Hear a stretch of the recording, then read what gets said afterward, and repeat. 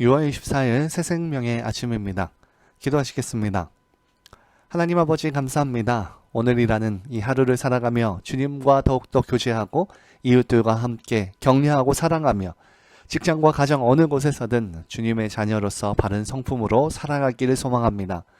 오늘 이 하루 막혀진 일들 속에서도 주님이 우리의 모든 소망이며 진정한 복임을 고백하기를 소망하며 예수님의 이름으로 기도합니다. 아멘. 오늘 함께 보실 말씀은 잠언 30장 29절부터 33절까지의 말씀입니다. 잘 걸으며 위풍 있게 다니는 것 서너시 있나니 곧 짐승 중에 가장 강하며 아무 짐승 앞에서도 물러가지 아니하는 사자와 사냥개와 순염소와 및 당할 수 없는 왕이니라. 만일 내가 미련하여 스스로 높은 채 하였거나 혹은 악한 일을 도모하였거든 내 손으로 입을 막으라. 대저 젖을 먹으면 엉킨 젖이 되고 코를 비틀면 피가 나는 것 같이 노를 격동하면 다툼이 남이니라. 아멘. 오늘 본문은 아굴의 잠언 중에 있습니다. 아굴이 전하는 생활 속의 지혜들이 소개되어져 있는데요. 29절에서부터 31절까지를 보면 아굴은 항상 위풍당당한 동물과 인간의 유형 4가지를 소개합니다. 먼저는 30절에 사자가 나옵니다. 사자는 백수의 왕입니다. 온갖 짐승들 중에서 먹이사슬의 최정점에 있는 그 사자는 어디에서든 두려움 없이 당당한 모습으로 다니고요. 그가 다니는 곳에는 모든 짐승이 도망칩니다. 두 번째로 나오는 동물은 사냥개입니다.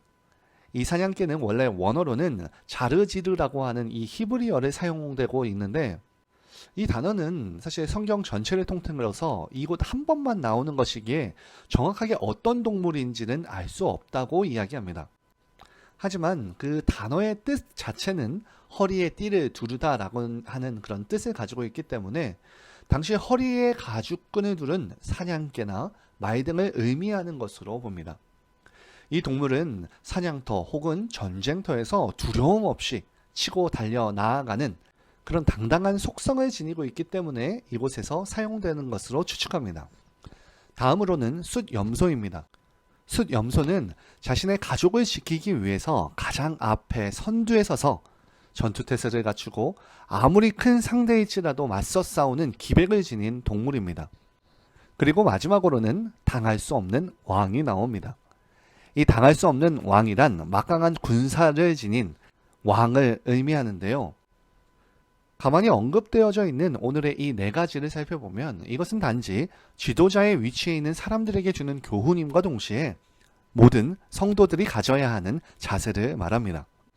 그 이유로는 첫째로 마태복음 5장 13과 14절에 보면 성도의 모습을 빛과 소금으로서 이 세상을 이끌어가는 자들로서 주님께서 부르셨다라고 말씀하기 때문입니다.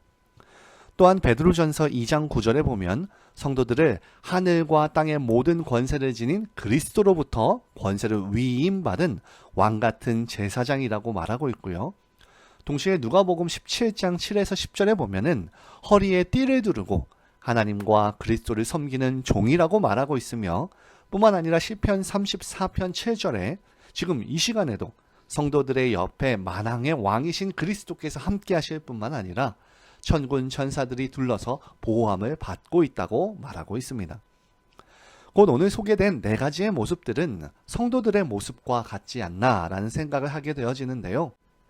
오늘 우리들이 살아가야 하는 우리들의 모습이 그와 같아야 하지만 때로는 이런 사실을 깨닫지 못하거나 알면서도 그에 대한 책임을 다하지 않고 거룩과 순결을 버리고 죄악을 따라 흘러가는 대로 살아간다면 참으로 안타까운 일입니다.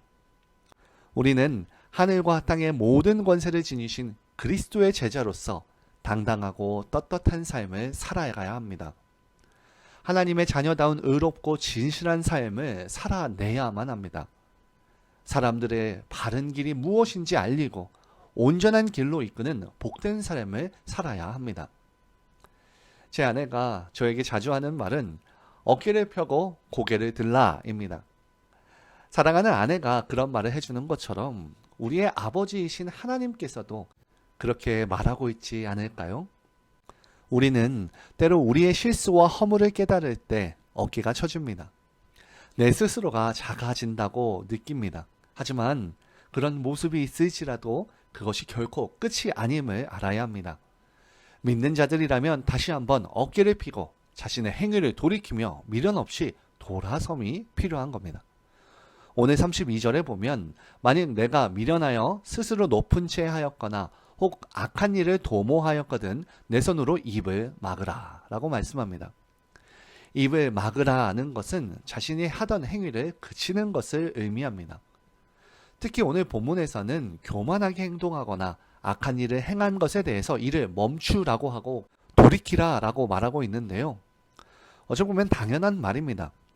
왜냐하면 앞에 위험한 물건이 있거나 낭떠러지가 있음을 알고도 계속 나아가는 것은 화를 자초하는 것이기 때문입니다.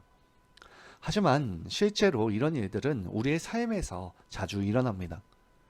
그것이 죄인 줄을 알면서도 브레이크가 고장난 자동차처럼 계속 나아가다가 불행을 당하는 경우가 참으로 많은데요. 그 이유는 죄라는 것에 관성이 있기 때문에 한번 시작되면 어지간해서는 멈추기 어렵기 때문입니다.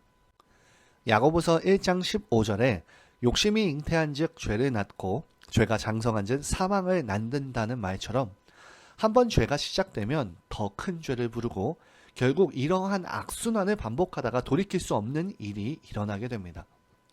그럴 때에는 이 하나님의 벌, 하나님의 그 말씀을 생각해야만 합니다. 하나님은 우리에게 구약에서 약속하실 때 항상 축복과 함께 저주를 말씀하십니다.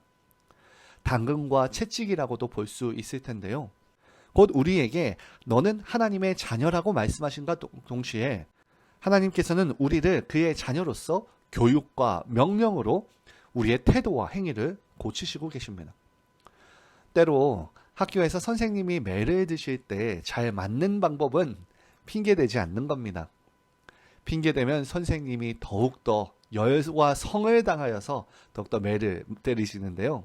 그렇기 때문에 우리는 매를 맞을 때 왜 그러해야 하는지 생각하고 아픔을 견디며 다시는 그러지 않겠다고 다짐하는 것이 필요합니다. 어떤 이는 배움이 있는 사람, 겸손한 자에게는 소망이 있다고, 그리고 반대로 스스로 지혜 있다고 여기며 교만을 고집하는 자에게는 소망이 없다고 말합니다. 곧 우리가 오늘 해야 하는 것은 하나님 앞에서의 겸손함을 유지하는 것입니다. 그리고 또한 반대로 사람들 앞에서는 하나님으로 인한 용서와 감사와 기쁨으로 당당함과 담대함으로 나아가야 합니다. 잠언은 하나님의 뜻을 헤아리는 사람들이 배움을 쉬지 않을 때 그들을 향하여서 선한 자, 지혜로운 자, 거룩한 자들이라고 칭하면서 그들을 통해서 귀감을 삼으라고 말하고 있고요. 반대로 무지한 자, 악한 자, 파렴치한 자들을 반면교사 삼아서 그들의 우매함과 패역함으로부터 멀리하라고 말씀합니다. 심지어 세상에 존재하는 미물들의 그런 습성을 통해서도 배움을 얻게 하시고 하나님이 뜻하시는 복된 삶을 살도록 우리를 이끌어 가십니다. 오늘 이 같은 배움과 각성이 우리의 삶 속에 있기를 바라고요. 또한 어제보다 나은 오늘 이 하루가 될 것을 다짐하면서 어려운 상황일지라도 그 안에서 기쁨과 담대함이 충만하여서 다른 이들에게 주님의 기쁨을 나누는 저와 여러분들의 오늘 이 하루 되기를 진심으로 축원합니다. 이 시간 함께 기도하기를 원합니다. 첫째로 주님, 우리에게 왕같은 제사장의 담대함과 겸손한 종의 마음을 주시고 죄와 교만에서 돌이켜 성결한 삶을 살게 하여 주옵소서. 오늘 하루의 삶 속에서 지혜를 배우며 주님이 주신 책임을 힘있게 감당하는 성도 되게 해달라고 기도해 주시고요. 둘째로 몸과 마음이 아픈 성도들을 위해서 기도하기 원합니다.